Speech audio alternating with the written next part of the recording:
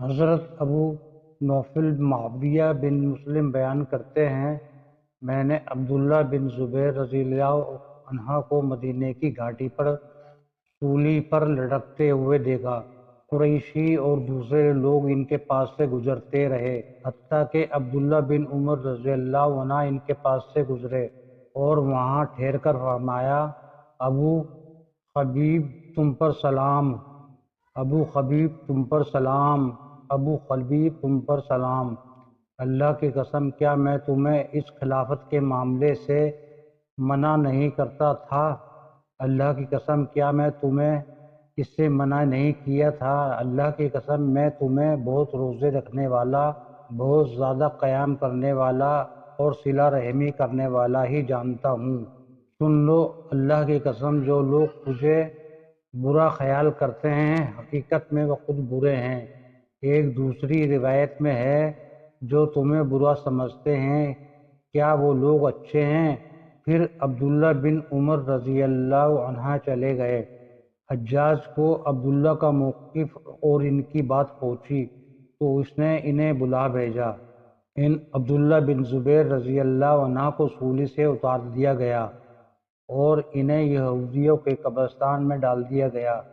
پھر حجاج نے ان کی والدہ اسمہ بنت ابی بکر رضی اللہ عنہ کو بلا بھیجا تو انہوں نے آنے سے انکار کر دیا۔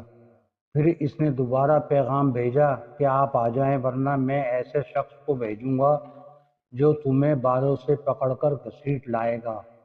راوی بیان کرتے ہیں، انہوں نے انکار کیا اور کہا، اللہ کی قسم میں تیرے پاس نہیں آؤں گی حتیٰ کہ تو اس شخص کو میرے پاس بھیجے جو میرے بالوں سے پکڑ کر مجھے گھسیٹے۔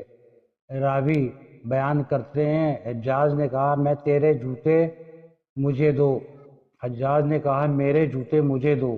اس نے اپنے جوتے پہنے اور تیز تیز چلتا ہوا ان تک پہنچ گیا اور کہا، بتاؤ اللہ کے دشمن کے ساتھ میں نے کیسا سلوک کیا؟ اسمہ رضی اللہ عنہا نے فرمایا، میں سمجھتی ہوں کہ تو نے عبداللہ رضی اللہ عنہ کی دنیا خراب کی اور اس نے تیری آخرت برباد کر دی۔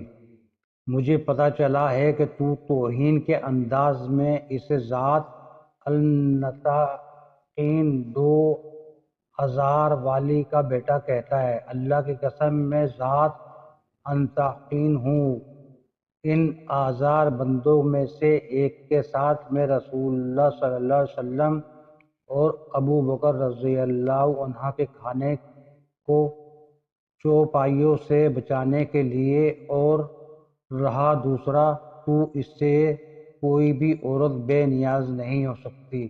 سن لو کہ رسول اللہ صلی اللہ علیہ وسلم نے ہمیں حدیث بیان فرمائی ہے کہ ثقیف میں سے ایک کذاب اور ایک ظالم ہوگا۔